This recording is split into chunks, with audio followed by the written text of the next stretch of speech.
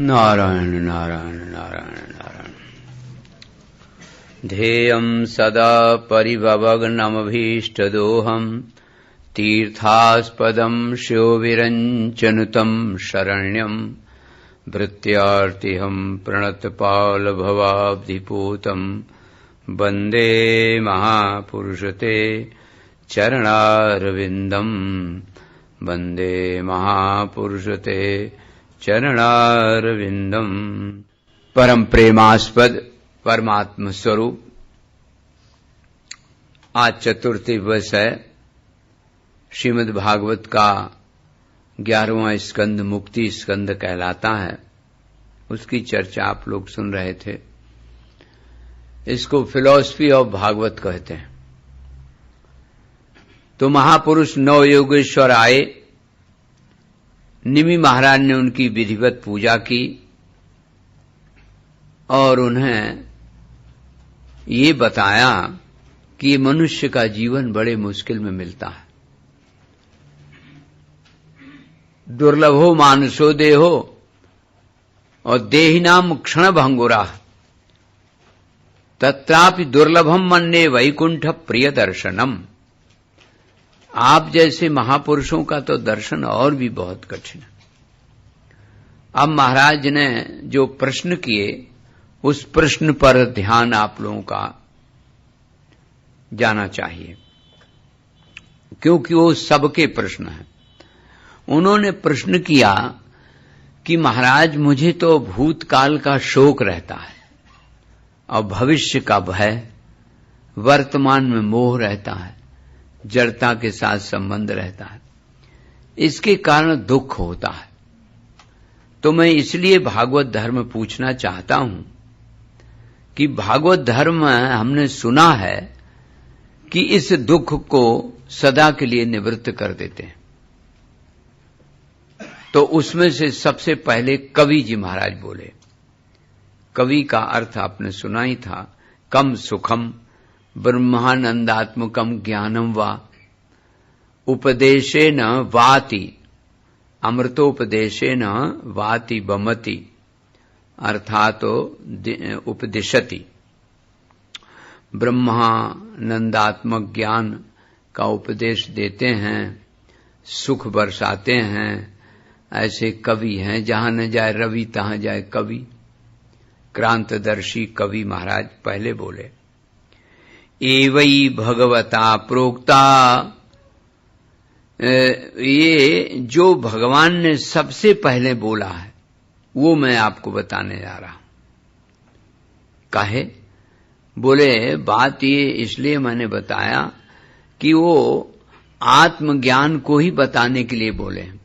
एवई भगवता प्रोक्ता उपाया ह्यात्मलब्धये, जो आत्मज्ञान को बताने के लिए, आत्मज्ञान को प्राप्त करने के लिए उपाय बताए गए हैं, उन्हीं उपायों को हम आपसे बताएंगे और वही उपाय भागवत धर्म कहलाते हैं।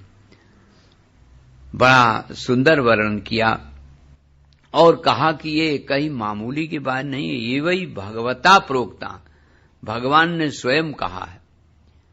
और किसके लिए कहा? आत्मलब्ध है, आत्म प्राप्ति के लिए। दो शब्द संस्कृत भाषा में होते हैं, एक प्राप्ति एक उपलब्धि। तो जैसे ये पुस्तक है, इसको हम जान लें तो हमें मिल जाए ये तो जरूरी नहीं है। किसी की घड़ी हम जान लें तो क्या मिल जाएगी? तो यही प्राप्ति है। अर्थात तो बाहरी विषय जितने भी हैं, यह नाम से जो भी पुकारे जाते हैं उनको प्राप्ति कहते हैं। लेकिन जिसको जान लेने मात्र से मिल जाता है उसको उपलब्धि कहते हैं। जैसे दसमस तुमसी, 10 में तुम हो, कल आपने सुना ही था, मिल गया बस। तो जिसके जान लेने मात्र से मिल जाए, माने जानना और पाना एक ही होए, वो उपलब्धि कहलाती है। जैसे हमने आपकी घड़ी को जान लिया तो मिल जाए ये जरूरी नहीं है, तो ये प्राप्ति है। और आत्मा को जान लेने मात्र से मिल जाता है। जान लिया, और जानने मात्र से मिल जाना, जानना और पाना दोनों एक ही है, उसको उपलब्धि बोलते हैं। वो तो मिली मिलाई है, भूल से अनमिली मालूम पड़ रही थी तो भूल दूर हो गई। इसलिए काई वही भगवता प्रोक्ता उपाया ह्यात्मलब्धे। लब्ध धातु दी, डुलवस आत्मनेपदी, अर्थात तो हमने जो जो उपाय आज तक सुने हैं वो आत्मज्ञान के सुने, वो भूल हट जाती है, अज्ञान निवृत्ति हो जाता, और अज्ञान हटा कि दुख भी हटा, आनंद परमानंद मिल गया।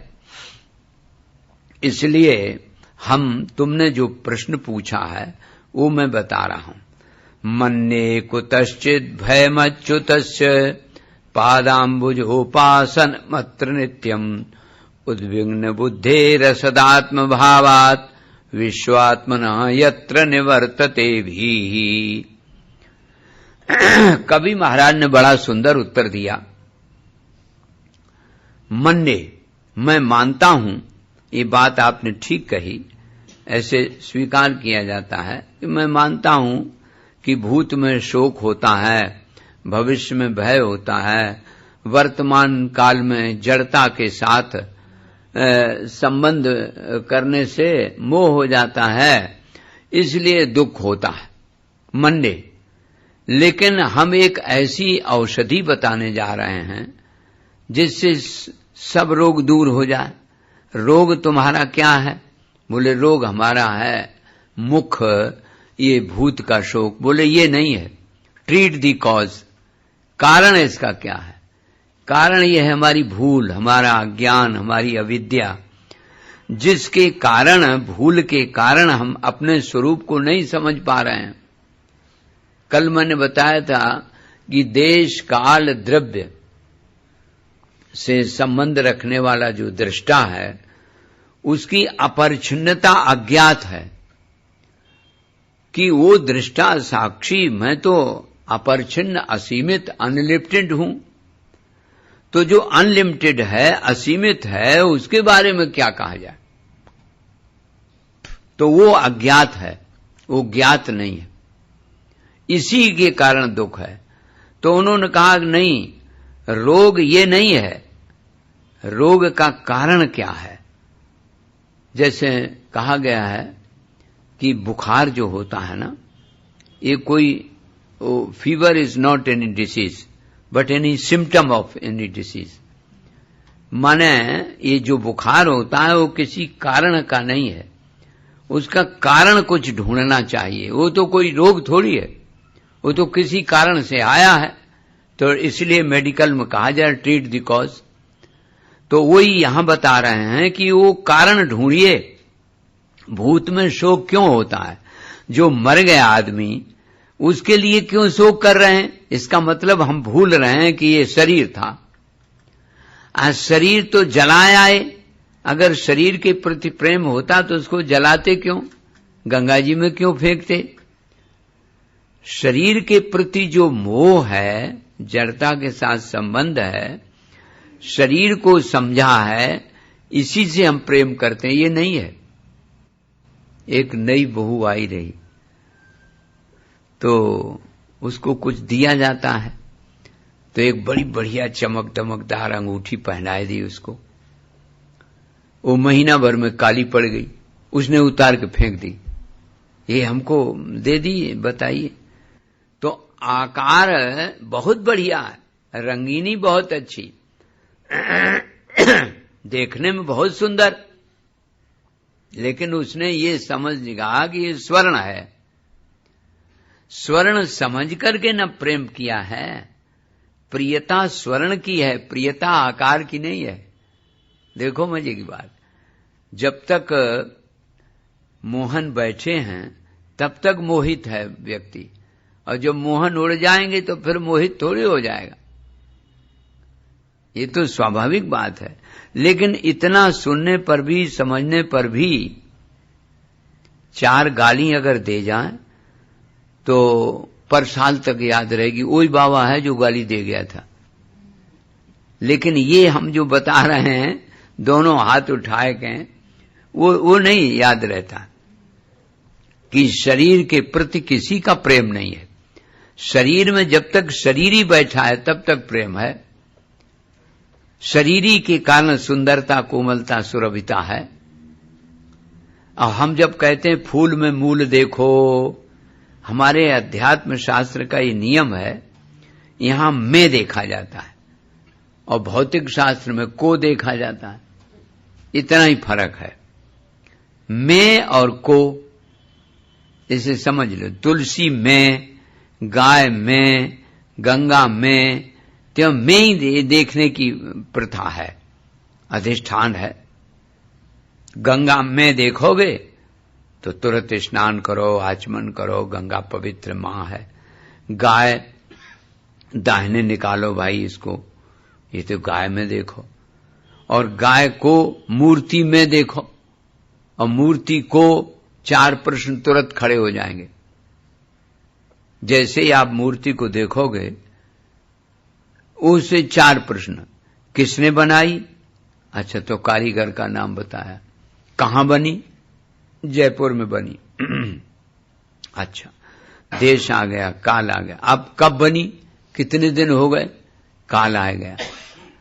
ये 4 प्रश्न तुरंत। अच्छा, तो ये मिल सकती है, ये वस्तु हमें भी मिल सकती है, मूर्ति, निछावर इसकी क्या है? ये तमाम प्रश्न खड़े हो जाएंगे। और वही मूर्ति आकर के मंदिर में स्थापित हो गई, तब आप हाथ जोड़ करके मनोजवम मारुतुल्य वेग, आप ही प्रश्न खत्म सब। क्यों? उस समय आप मूर्ति में देखते हो, और वहां जब दुकान पर रखी तो मूर्ति को देखते थे। तो फर्क है ना। इसी तरह से माता में, पिता में, बड़ी व्यवहारिक बात है। में हमारे अध्यात्म शास्त्र का यही नियम है।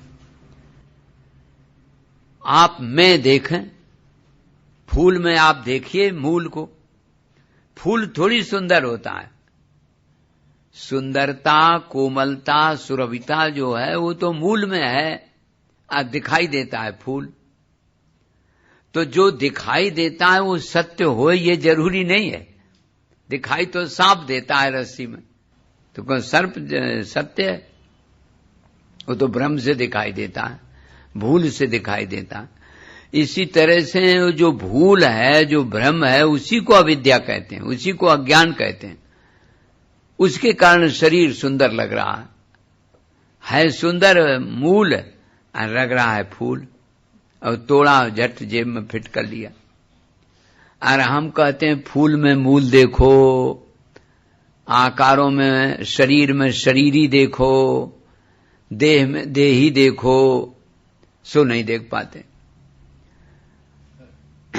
देखो, बचपन में सिखाया खेल कूद सत्य है, और जवानी में सिखाया तरुणी सत्य है, और बुढ़ापा जब पिंजरा पंछी से उड़कर चला तो लोगों ने बताया कि राम नाम सत्य है।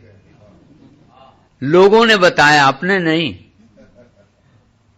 ये पता ही नहीं, जाता नहीं है कहीं दुनिया से दूर चलकर, मिलते हैं सब यहीं पर कपड़े बदल बदल कर।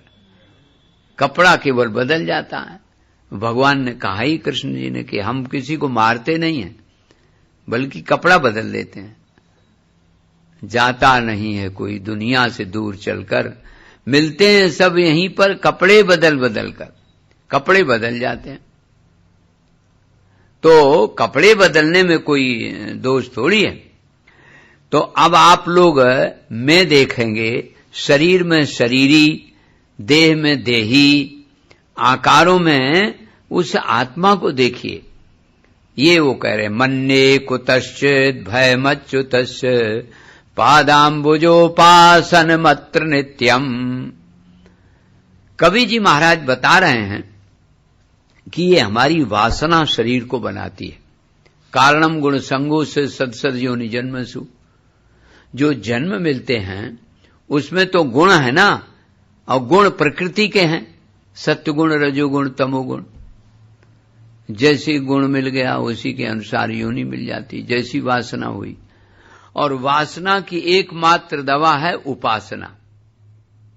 और उपासना किसकी? अच्युत, न चिवते इति अच्युत, जो कभी हमसे अलग नहीं होता है। किसी क्षण, किसी पल, जागते में, सोते में, सुसुप्ति में, कौन है ऐसा? एक सदगृहस्थ मिले एक बाबा को, बोले महाराज आप बड़े अच्छे, ऐसा करिए आज रात हुए हमारी कोठी में ठहर जाइए। बोले ठहर तो हम जाएं, लेकिन हमारी शर्तें हैं, जिसके साथ हम ठहरते हैं वो आप करोगे? हाँ। बोले सरकार आप जो कहेंगे सो करें। बोले देख पहले तेरे को खाने पीने नहीं देंगे, हम खाएंगे पिएंगे। तो घबरा गए, बोले अरे हम अपने खाए पिएंगे, हमें खाने पीने देंगे? हाँ। बोले हम तो जिसके साथ रहते हैं उसके यही है। और तेरे को सोने नहीं देंगे, हम खूब सोएंगे खर्राटे से। वो तो घबरा गए, बोले बाबा आगे बढ़ाओ थोड़े, बताइए हमें सोने नहीं देंगे। बोले मेरा तो साथी ऐसा ही है, वो तो सोते हुए को देखता रहता है, खाते हुए को देखता रहता है, पीते हुए को देखता रहता है। तो हमारा तो साथी ऐसा है जो कभी नहीं हटता, कभी नहीं छूटता, कभी नहीं घटता, कभी नहीं मिटता। वो मेरा साथी है। अगर ये शर्त स्वीकार करो तुम तुम्हारे साथ ठहर जा। वो तो सखा है ना, समान ख्यातिर्यस्ति सखा, सहखादति थी सखा, साथ साथ रहा है, साथ साथ जीवन ज्योति जगह। तो असल में अंतःकरण एक है दिया, जैसे दिवाली में दिया रखा जाता है, अंतःकरण है। और वासना है उसमें घी, और कर्म या प्रारब्ध कहो वो है बत्ती, और ज्ञान की ज्योति जगाए दी। तो दीपक में आपने देखा होगा रुई और घी और आग, तीनों चीजें तो होती हैं, और तीनों का घोर विरोध है। देखिए मजे की बात, घोर विरोध है। अगर रुई आग में पड़ जाए तो फुर्र जल जाएगी, और घी अगर ज्यादा हुआ तो आग बुझा देगा, आग ज्यादा हुई तो घी बुझा देगा। देखो घोर विरोध है। लेकिन शरीर में तीनों आकर के ऐसे प्रेम से मिलते हैं। अरे भाई तुम लोगों के घरों में कहीं बहू कहीं से आई, कोई कहीं आई, 4 बहुएं हुई, तो वो तो अलग अलग संस्कार, अलग अलग इच्छा, अलग अलग माता पिता, लेकिन स्वभाव और क्रिया भिन्न होने पर भी प्रीत में एकता हो सकती है। जैसे शरीर दीपवत चार्थतो वृत्ति, जैसे दिया हमने बताया कि देखो तीनों चीजें घोर विरोधी हैं आपस में। इसी तरह से सत्वगुण, रजोगुण, तमोगुण भी विरोधी है। रजोगुण को सत्वगुण दबा देता है, सत्वगुण को रजोगुण, तमोगुण। तो ये घोर विरोधी होने पर भी शरीर रूपी दीपक में आ जाते हैं, बड़ा बढ़िया काम करते हैं। तो कहने का अर्थ एक ये है कि ये जो अंतःकरण रूपी दीपक में वासना रूपी घी, कर्म रूपी बत्ती और ज्ञान रूपी जो दीपक जगता है, वो दूसरे का अंधेरा दूर करता है। अपने नीचे का करे चाहे न करे, लेकिन दूसरे का करता है। नहीं करे दीपक तले अंधेरा। ऐसे ही ये वासना निवृत्त होने पर उपासना बन जाती है। भगवान की उपासना करने लगो, अपने आप वासना कट जाएगी। ये न सोचो मन नहीं लगता, मन तो लगने लगेगा जब आप उपासना करोगे। उपासना में 4 चीजें होती हैं। एक तो ध्येय होता है, जिसकी उपासना करो उसका ध्यान किया जाता है। दूसरा अनुष्ठेय होता है, अनुष्ठान करना पड़ता है। तीसरी बार बार दोहराया जाता है, आवृत्ति होती है। ये 3 चीजें उपासना में मुख्य हैं। जिस इष्ट की आप उपासना करेंगे उसकी आवृत्ति भी करनी पड़ेगी, और कुछ अर्थ मिला रहता है, उसी को प्रार्थना कहते हैं। स्तुति गुण वर्णन है, स्तुति की जाए तो गुण वर्णन किए जाते हैं, और प्रार्थना में थोड़ा अर्थ मिला रहता है, मांग रहती, डिमांड। वो कोई बात नहीं, आप लोगों ने तो मांग भरी है। विवाह में मांग एक बार भरी जाती है, काहे से? अनुराग से। अनुराग प्रेम का प्रतीक है, उससे एक बार मांग भर देते हैं। चलो भाई, वो मांग में पंडित जी बोलते हैं कि नहीं बोलते हैं अब हमें पता नहीं, पुस्तक में तो लिखा है, हमें तो एक पंडित जी नहीं बताया। इदम हृदयम ते हृदयम, इदम चित्तम ते चित्तम, इयम वाणी ते वाणी अस्तु। ये वो बोलती है और बोलता है, दोनों पति पत्नी कहते हैं आज से हमने हृदय आपको दिया, हम कोई बात छिपाएंगे नहीं, और चित्त सब आपको और वाणी आपकी। ये दोनों आपस में कहते हैं और फिर वो मांग भरते हैं। ये लड़की की डिमांड पूरी करता है लड़का। एक बार मांग भरी, अब जिंदगी भर मांग ही भरते भरते परेशान। आज गाड़ी ले आओ, आज साड़ी ले आओ, आज ये ले आओ, आज ले आओ। एक बार तो मांग भर दी, चलो कोई बात नहीं भाई, तुम्हारी बात हमको जची, ये हृदय और चित्त और वाणी तुमने हमें दी है तो हम भी तुम्हें दे रहे हैं। एक ये डिमांड थी, मांग। और फिर तो मांग ही भरते भरते जीवन चला जाता। अब भाई हम कह नहीं सकते हैं, आप लोग जाने, लेकिन हमने देखा प्राय। तो कहने का अर्थ एक ये है कि जीवन में ये वासना जो होती है, ये मत कहो कि ये हमारी वासना हमको सता रही है। उपासना में लग जाओ। भगवान की उपासना करते करते आप ये बात समझ जाएं कि अरे हम तो वही हैं जिसकी हम खोज कर रहे थे। मुझको क्या तो ढूंढे बंदे, मैं तो तेरे पास हूं। अरे वो आनंद, वो आत्मा तो अपना ही है, ये बात मालूम हो जाए। और मालूम होते होते, जैसे अभी बताया, कोई चीज जानने से पानी नहीं होती है, लेकिन ये बाहरी बातों के लिए नियम है। जब अपना आपा है, आत्मा मिला ही मिलाया है, उसको केवल भूल गए हैं। एक बार आपको ये विज्ञान प्राप्त हो जाए कि मैं आत्मा हूं, मैं देह नहीं हूं, देह में रहने के लिए जरूर आया हूं, मकान है ये तो, ये मकान है और हम हैं। अगर ये बात समझ में आ जाए तो अभी अभी सब अज्ञान मिट जाए, अविद्या निवृत्त हो जाए, और जो कारण जो वासना का है वो सब समाप्त हो जाए। इसी के कारण तो भगवान, कबीर जी भगवान कहते हैं, मंडे, हम ये बात मानते हैं, मंडे कुतश्चेत भयमच्युतस्य पादाम्बुजोपासन मत्र नित्यम। भगवान के चरणों की उपासना नित्य की जाए। अच्छा, उससे क्या होगा? बोले अकुतश्चत भयम, कहीं भी भय नहीं रहेगा। क्यों भय क्यों है? बोले उद्विग्न विद्धे रसदात्म भावात। असद को, अनात्मा को आत्मा मान लेने से बुद्धि उद्विग्न हो गई है। उद्विग्न शब्द संस्कृत में जिसको कहते हैं बिजी, आजकल कहते हैं ना लोग, बिजी बहुत हैं, हाँ, उसी को कहते हैं उद्विग्न। वो तो सर लगा दिया। माने इतनी जीवन में भूल हो गई है, उस भूल को दूर करना है किसी तरह से। उद्विग्न बुद्धे रसदात्म भावात, बड़ा सुंदर प्रयोग दिया।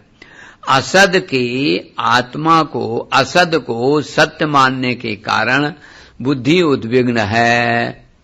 बुद्धि अगर उद्विग्न है तो केवल असद को स्वीकार कर लिया, असद को सत्य मान लिया। असद कभी सत्य हो नहीं सकता। बंध्या के पुत्र कभी होता? आकाश के फूल कभी होता? तो असद को हमने सत्य मान रखा है, तो असद को सत्य, असद को सत्य और असत्य को सत्य, और अनात्मा को आत्मा मान बैठे। इसलिए बुद्धि उद्विग्न बुद्धे, बुद्धि हमारी उद्विग्न है। पहले मन में इच्छा होती है, और जब इच्छा होती है तब आप जान पाते हो कि ये इच्छा हुई। अब उस इच्छा के पीछे बुद्धि लगाइए, वो बुद्धि निर्णय करेगी कि ये उचित है, ये अनुचित है। होता यह है कि प्राय जैसी इच्छा हुई तैसे कर्म करने लगे। जैसे मान लीजिए आप सत्संग में आने वाले थे, और उसी समय 4 कोई रिश्तेदार आ गए या मित्र आ गए। अब देखो, क्रिया तो सत्संग में जाना है, अरे इच्छा हुई तब तो चले। अब वो लोग आ गए, अब उन्होंने कहा कि अरे आज कहाँ जाओगे, चलो यहीं बैठो टीवी देखें। एक ये और एक ये, अरे तुम चलो सत्संग में। एक ये भी तो निर्णय है, हम भाई सत्संग में जा रहे, तुम भी चलो, कुछ नई बात मिलेगी। और नहीं मिलेगी तो जो हमारी भूल है वो तो निकलेगी। हम आज तक जब से जीवन बीता, जीवन शुरू हुआ, सबसे याद संभाली, तब से अपने को देह मान बैठे। अगर ये बात निकल जाए कि मैं देह नहीं हूं, मैं तो सच्चिद आनंद रूप हूं, आत्मा हूं, तो ये कम फायदा है, ये तो बहुत फायदा है। अनर्थ, जन्म जन्म का अनर्थ कट जाए, ये तो बहुत फायदा है। कहा कि एतद अक्षरम अविद्वैव गार्गी अस्मात् लोकाद अभिप्रैत सतु महान कृपणा। कहते हैं इस मनुष्य के शरीर को पा करके और बिना अपने को समझे और चला गया तो बहुत बड़ी हानि हुई। महती विनष्टि ये चेद अवेदित तत्सत्यमस्ति, न चेद अवेदित महती विनष्टि। अगर यहीं जान लिया अपने स्वरूप को तो बहुत बड़ा सत्य प्राप्त करेगा, और अगर नहीं जाने तो महती विनष्टि, बहुत बड़ा नुकसान। लोग उल्टा समझते हैं, कहते महाराज और तो ठीक है सब, भगवान का भजन माला लेते हैं तो मन नहीं लगता। हमने कहा नोट गिनने में, कि बोले बड़ा मन लगता है। क्यों नोट गिनने में इसलिए लगता, कहीं एक आध सरक गया तो नुकसान हो जाएगा। 1000 का नोट होए तो अब तो 1000 का नोट चलने लगा, तो एक अगर गड़बड़ हो जाए तो बहुत गड़बड़। तो ऐसे ही नुकसान अगर समझा जाए कि भगवान के भजन में अगर मन नहीं लगेगा तो बहुत बड़ा नुकसान हो जाएगा, तो मन लगे। तो नुकसान कुछ नहीं, आज की जगह कल कर लेंगे, क्या मन लगे न लगे क्या बात, भगवान तो मना करेंगे नहीं। अच्छा, और भगवान ऐसे हैं कि वो चाहे भजन करे उसको भी रोटी पानी देंगे, आग हवा, और न करे उसको भी देंगे। वो कभी नाराज नहीं होते। जैसे सूर्य प्रकाश भागवत पढ़ने वाले को देता है और जुआ खेलने वाले को भी देता। हवा गधे के भी नाक में जाती और आपके भी नाक में जाती। सब का सब, सुगंधी दुर्गंधी, पृथ्वी जल तेज वायु आकाश एकदम निष्पक्ष है, सबके साथ एक व्यवहार है। आप जरा सोचिए, पृथ्वी आप ही को थोड़ी बिठाए, सबको बिठाए। तो जीवन, मनुष्य का जीवन और पशु के जीवन में इतना ही तो अंतर है। ये जो आप सुन रहे हैं, ये बात तो कुत्ता बिल्ली भी सुन रहा है, माइक लगा है, लेकिन वो बेचारा कुछ कर नहीं सकता। सोच के, समझ के, सुन के बुद्धि नहीं लगा सकता। आपको बुद्धि मिली है और उस बुद्धि को उद्विग्न कर दिया, क्योंकि असत के साथ संबंध जोड़ लिया, असत को सत्य मान लिया। अब इसका क्या इलाज? रस्सी को सर्प मान लिया और डर रहे हैं, भाग रहे हैं। कोई ने माला मान ली, किसी ने कुछ मान लिया, और किसी ने बता दिया कि अरे ये तो भाई रस्सी ही है, बस हाँ रस्सी है, हमेशा के लिए भय दूर हो गया। इसी प्रकार से अगर आप जान जाएं कि आप सत्य हैं, आप आत्मा हैं, आप देह नहीं हैं, उद्विग्न बुद्धे रसदात्म भावात विश्वात्मना यत्र निवर्तते भी। यहां दो शब्द बहुत ध्यान देने लायक, अकुतश्चद भय एक ये शब्द, और विश्वात्मना यत्र निवर्तते भी, ये दो शब्द, ये बहुत महत्व के हैं। कहते हैं विश्व को आत्मा मान ले, विश्व भगवान का नाम है, विष्णु सहस्त्र स्तोत्र में पहले ही नंबर का नाम विश्व। तो विश्वात्मना, विश्व ही हमारी आत्मा है, सारा संसार हमारी आत्मा। अरे भाई, दुर्जन की आत्मा और आपकी आत्मा एक ही तो है, और गधे की, सिंह की, शेर की, ऊंट की, सबकी आत्मा एक है। तो कहते हैं कि अगर ये बात समझ में आ जाए तो भय हमेशा के लिए मिट जाए, हमेशा के लिए भय मिट जाए। दोनों शब्द यही अर्थ देते हैं, विश्वात्मना यत् निवर्तते भी और अकुतश्चद भय। अकुतश्चद मैंने कहीं भय के रूप रेखा ही नहीं है, क्योंकि अज्ञान के कारण भय लग रहा है, अज्ञान के कारण शोक हो रहा है। अज्ञान का अभी आप सोचो, जो चीज खत्म हो गई वो आएगी तो तुम्हारे रोने से तो आए तो सकती नहीं, और मान लो रोते रोते आंखें खराब कर लो तो तुम्हें क्या लाभ होगा। अच्छा, जो चला गया, जिसको तुम मानते थे, उसके प्रति तो पहले ही से प्रेम नहीं था। जो शरीर चला गया उसके प्रति प्रेम नहीं था, प्रेम तो शरीर ही के साथ था। तो वो पहले भी नहीं देखा था, अब भी नहीं देख रहे हैं, तो क्या हानि। लेकिन शोक व्यक्ति करता अज्ञान के कारण। उस अज्ञान की निवृत्ति कारण जो है वो है अज्ञान, अविद्या, भूल, वही शूल बना बैठा है। तो कहते हैं अगर ये ज्ञान आ जाए तब फिर अकुतश्चद भय, कहां भय हो सकता है। और विश्वात्मना यत् निवर्तते भी, दोनों शब्द की जगह। क्यों दो, ये भय होता क्यों। द्वितीयाद वही भयम भवती, श्रुति कहती भयम द्वितीयाभिनिवेश तस्यता ईशादपेतस्य अपस्मृति ही। क्या बढ़िया बात बताई। कहते भयम द्वितीयाभिनिवेश तस्यात्, असल में दूसरा कोई है, ये हमें दिख रहा है, हमें तो रस्सी में सर्प दिख रहा है, किसी को माला दिख रहा है, तो ये हमको दूसरा दिख रहा है। क्यों, ये भय है, इसलिए डर है, इसलिए भागना है, दौड़ना है, ये सब है। तो क्यों, बोले ईशाद अपेतस्य, भगवान से दूर हो गए, पीठ कर ली उधर को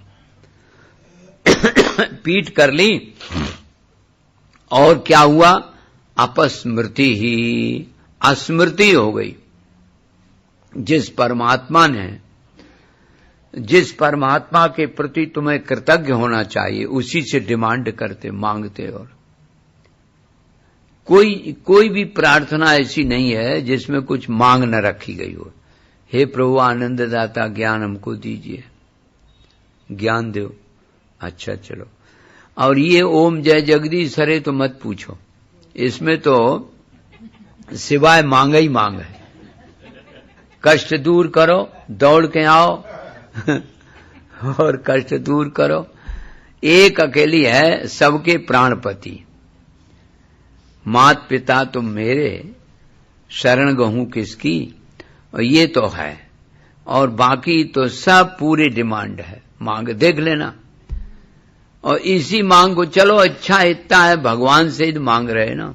भगवान ने कहा चतुर्विधा भजन्ते माम, तो ये मांग भगवान से है, चलो कोई बात नहीं। लेकिन कष्ट मिट जाए शरीर का, घर द्वार संपत्ति खूब आ जाए, सिवाय मांग ही मांग है।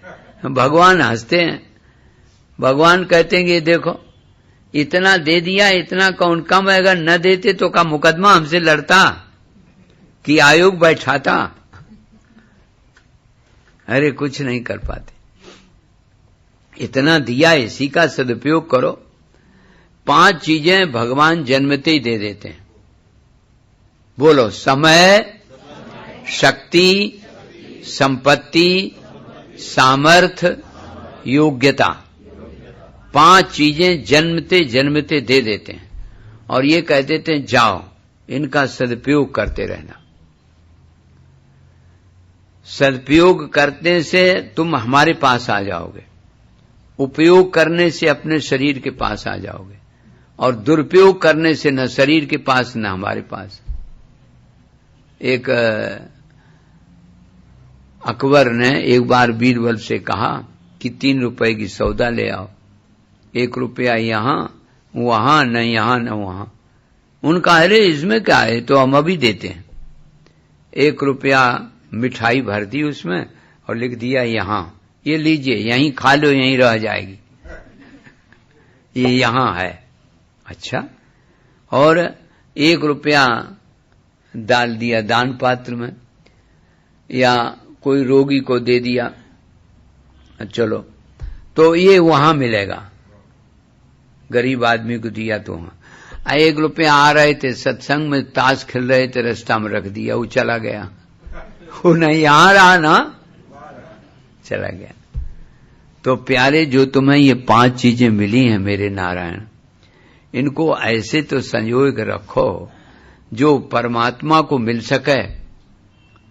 इसीलिए भगवान कहते हैं कि जो मुझे भजते हैं वो तो मुझे प्राप्त होते हैं, और जो और भूत भवानी भैरों को भजते रहते हैं वो उन्हें प्राप्त होते हैं। वो तो जो जिसको भजेगा उसको प्राप्त किया। तो भयम द्वितीया विनिवेश तस्, अभिनिवेश के कारण अनात्मा के साथ अभिनिवेश हो गया। अभिनिवेश माने भूत जैसे चला जाता है ना, किसी पे भूत आ जाता है, माताओं पे ज्यादा आता है। हाँ, वो ऐसे ऐसे ऐसे करने लगेंगी।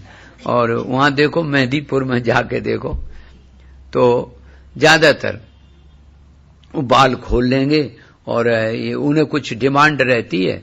सो जब देवता लोग प्रसन्न नहीं होते हैं तो अच्छा देंगे देंगे देंगे, तो बस ठीक हो गया, भूत चला गया। तो ऐसे ये भूत है, अभिनिवेश हो गया है। आत्मा अनात्मा के साथ जितने भी जड़ पदार्थ हैं संसार के हैं, वो अनात्मा के साथ संबंध हो गया।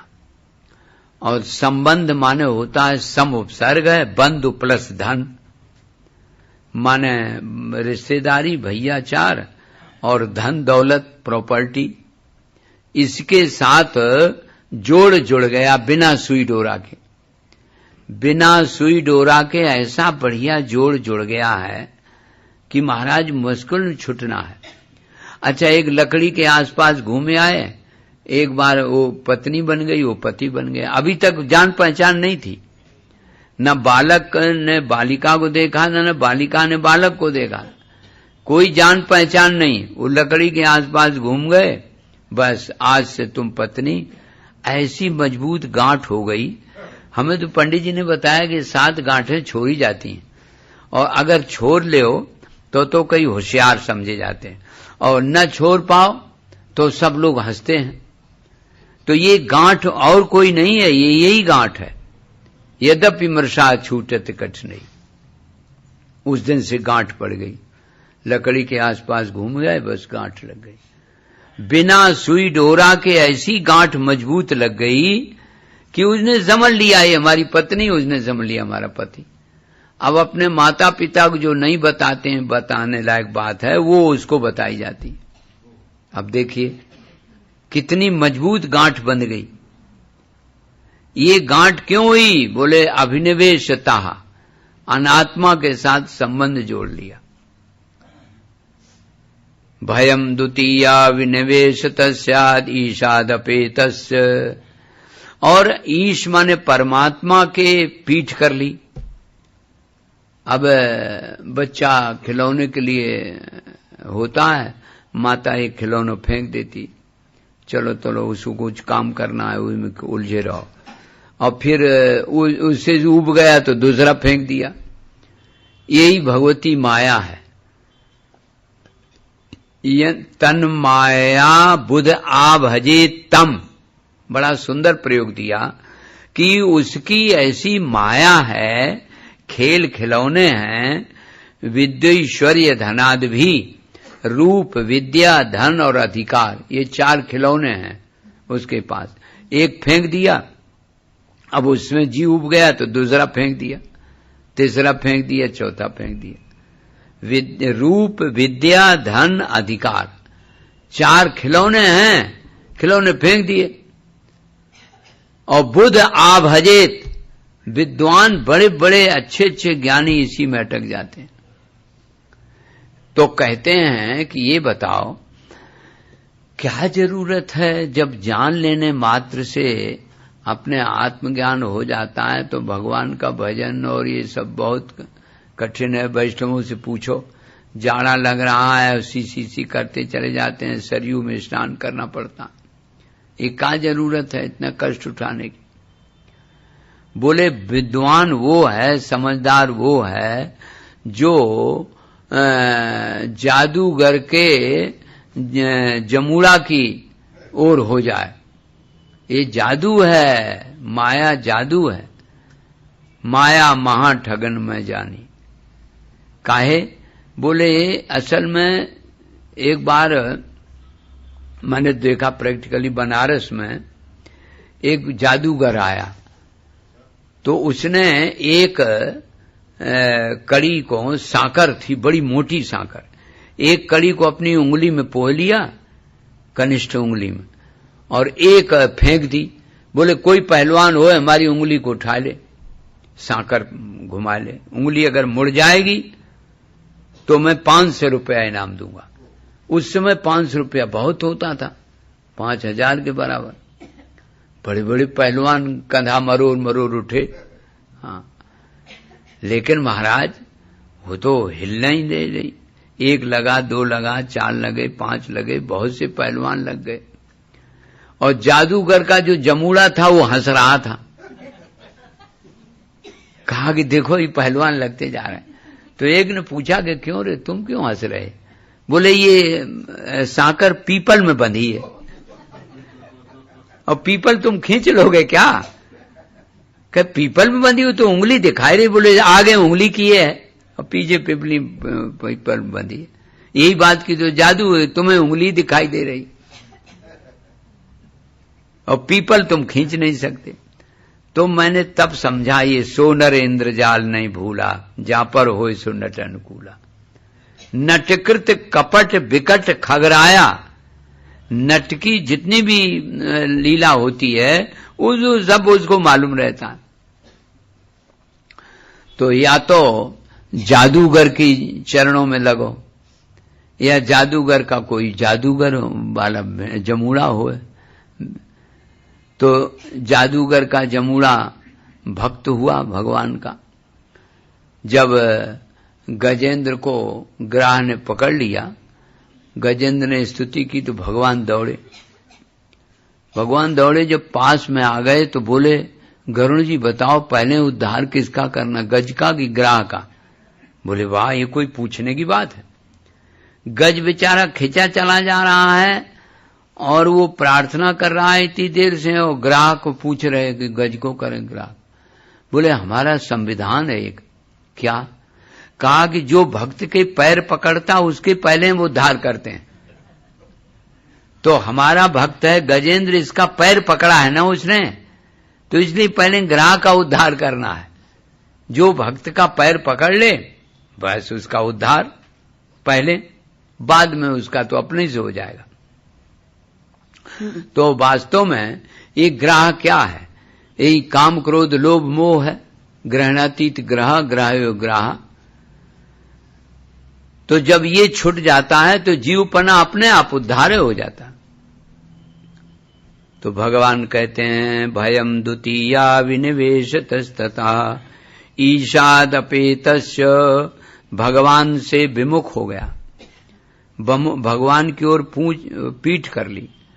और हमने देखा जब बछड़ा छोड़ा जाता है गाय के लिए खूंटा से और दौड़ता हुआ आता है, गाय देख लेती है, तब वो पलाती है, दूध अपने आप गिरने लगता है। हमारे आनंद वृंदावन में तो एक गाय ऐसी थी कि ग्वाला पहले बाल्टी नीचे रख देता था, तब बछड़ा को छोड़ने जाता था, और चारों थनों से बराबर दूध की धारा गिरने लगती थी बाल्टी में, बछड़ा को देखते देखते। इसी प्रकार से भगवान वत्सल है ना, वत्सम लाती थी वत्सला। ये वत्सल शब्द बड़ा मनोहर है संस्कृत में।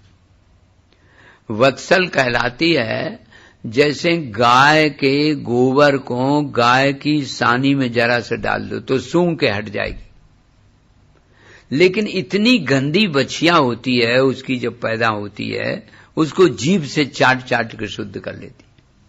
अब आप सोचो, गाय के गोबर से वो तो ज्यादा गंदी है ना, लेकिन उस गंदगी को वो नहीं देखती है और अपने गोबर को देख ले, उसको सूंघ के हट जाएगी, फिर नहीं खाएगी। क्या विचित्र बात, ये हमने तो प्रैक्टिकल देखा है। गाय देखो ऐसी तरह जीभ से चाटती है, महागंदी होती है वो, और उस गंदगी को वो गंदगी नहीं समझती। इसी प्रकार से परमात्मा जीव की गंदगी को दूर करता है, वासना को दूर करता है और उपासना में लगा देता है। लेकिन शर्त यही है कि बछड़ा दौड़ के आवे तो गाय देख तो ले कि ये हमारी तरफ दौड़ रहा है कि नहीं दौड़ रहा।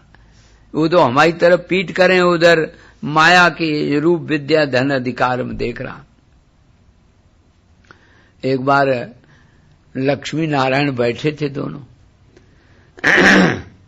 तो यहां किसी का नाम हो तो नाराज न हो भैया। हाँ, तो लक्ष्मी नारायण बैठे थे, लक्ष्मी जी मुस्कुराई, बोले एक बात है, आपकी उपासना करने तो बाबा लोग करते तो रहते तो ऐसे ही ठन ठन गोपाल। बोले वाह, सो कैसे रहते हैं, तुमसे हमारी इज्जत ज्यादा है। उन्होंने कहा हमारी इज्जत ज्यादा है, अब चलो। तो लक्ष्मी जी गई पहले एक बड़े तगड़े सेठ के पास। अब हम सेठ का नाम तो नहीं लेंगे, वो बंबई का ही रहा यही है भी। तो जब पहुंचे तो उसने झट से एक सोने का कटोरा निकाला, झोले में से झट फेंक दिया। एक दासी साथ में थी, उसने फेंक दिया। सेठ ने देखा कि सोने का कटोरा, और फेंक दिया झट से। तो निकल के आए बाहर, क्या बात? बोले कुछ नहीं, वो हमारी देवी जी है ना, वो जहां जाती हैं तहां ऐसे बर्तन फेंकती चली जाती हैं। अच्छा, ये कहीं रुक भी जाती हैं का? अब सेठ जी के मुंह में पानी आया क्या हाँ रुकती तो हैं, लेकिन आज नहीं, आज तो दूसरी जगह प्रोग्राम है, चली गई। खैर सेठ जी ने सोच, तब तक बाबा जी आ गए, नारायण नारायण नारायण की। बोले हाय, बड़े श्रद्धालु थे, आओ आओ आओ महाराज बैठो। बड़ा बढ़िया सा खूब सजा बजाया कमरा था, वो खोल दिया झट से, और आप इसमें रहिए महाराज। अच्छा, उन्होंने कहा भाई एक बात है, हम इसमें से हटेंगे नहीं फिर रात भर, ये अपना सोच लो। बोले ना ना महाराज, कौन हटाएगा आपको, अरे आप तो भगवान है साक्षात। भगवान तो हैं, ये तो सभी कोई कह देता, हम भी मानते हैं भगवान है, लेकिन भगवान हटाए न जाए। बोले आना ना। तब तक देवी जी फिर घूम के आ गई, उन्होंने कटोरा फेंकना शुरू कर दिया। तो सेठ जी निकले, बोले माता जी आज, अरे हमें तो बड़ी गंध आ रही, यहाँ कोई पुरुष मालूम पड़ रहा। कहाँ तो है पुरुष, तो महात्मा है एक। बोले उनको पहले हटाओ तब हम उसमें जाएं, वो तो गंध आ रही हमें। उन्होंने 2-3 बार सूंघा सांगा, और उनका अरे ये तो बड़ा चक्कर, उन्हें महात्मा ने पहले ही कह रखा था। उसके सेठ जी गए, हाथ जोड़ के बोले महाराज ऐसा है रात भर रुकेगी तो जाने कितने कटोरा फेंक दे। आप तो महात्मा हैं, उपकारी हैं, दूसरी जगह ठहर जाएंगे उसमें क्या लगा, हमारे बगल में ही एक कोठी है। तो महात्मा ने बेचारे सीधे थे, उनका चलो दूसरे वाली में बताए दो भाई, वहां ठहर जाएंगे। दूसरे में ठहरी, फिर उसने सूं सूं करी, ऐसे कहीं किया। बोले अरे अबे तो गंध आ रही भाई, मालूम पड़ता है इस कोठी में है। कहाँ है तो महाराज? तो वहां भी गए, हाथ जोड़ के बोले महाराज ऐसा करो आप यहां से चले जाओ। कहे क्यों? बोले वो देवी जी आई हैं और वो पुरुष का जरा उनको कम पसंद है। कहा कि बाबा हमने तो पहले ही कह दिया था हम यहीं ठहरेंगे रात भर, फिर हम कहीं हटेंगे नहीं। उनका महाराज सच्ची बात तो ये है, हम वॉचमैन को बुलावें? अरे भगवान भगवान, आप नीचे हटो तो हटो, और नहीं तो भैया हमें तो कटोरा से दिखाई दे रहा है। तो नाम नहीं बताएंगे खैर, लेकिन ये बात सही है। बाबा जी अपने झोड़ा झंडा लेके चले और लक्ष्मी जी भी गायब हो गई। कहो बाबा जी क्या हाल हुआ? अरे बोले मत पूछो भैया, तुम्हारी तो इज्जत है, हमारी तो कोई इज्जत नहीं है। तो बात यह है कि खैर आप लोग तो ऐसे नहीं हैं, बढ़िया हो, हमको टिकाए देंगे। लेकिन ये बात जरूर है कि जहां सोने का कटोरा देखा वो सोची वो रात भर जाने कितने फेंक देवे, उसको क्या पता। वो तो एक बार जल पिया और बस फेंक दिया, एक बार जल पिया फेंक दिया सोने का कटोरा। नारायण। तो बात यह है, ऐसा अभिनिवेश हो गया है अनात्म पदार्थ में, भयम द्वितीया विनिवेश तस्यात् ईशादपेतस्य, भगवान से पीठ होने के कारण ये स्मृति भूल गई। भगवान ने चलते समय एक जेब में डाल दी पुरिया। बोले ये क्या? बोले ये अबे अबे मत पूछो, वो जब वहां जाओगे तब पता चलेगा। वही पुरिया विपरीतता की है, प्रतिकूलता की है। तो प्रतिकूलता जब आती तब भगवान की याद आती। भगवान और भगवान के भगत उसी समय दिखाई देते हैं। आप पंडित जी बताओ कोई ऐसा कोई उपाय हो, या कोई बाबा के माथे में मढ़ जाए। हाँ, फुर्सत में बैठे हैं और सब जितना दुखड़ा था सब बाबा के माथे पटक दिया, और बाबा जी जाने सुन रहे कि नहीं सुन रहे, अपना बोलते चले जा रहे हैं। और फिर बाद में कहते कुछ हल्के हो गए, माने जो बोझ था खोपड़ी में जो बाबा की जगह माथे पटक दिया, तो अब हल्के हो ही गए। स्वाभाविक बात है भाई, जो बोझ था वो हट गया। तो ये क्यों है? ईशाद अपेतस्य।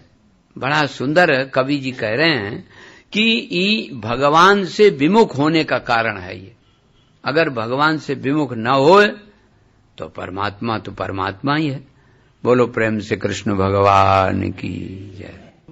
ओम पूर्णमदः पूर्णमिदं पूर्णात् पूर्णमुदच्यते पूर्णस्य पूर्णमादाय पूर्णमेवावशिष्यते। ओम शांति शांति शांति। हरि ओम। श्री गुरुभ्यो नमः। हरि ओम।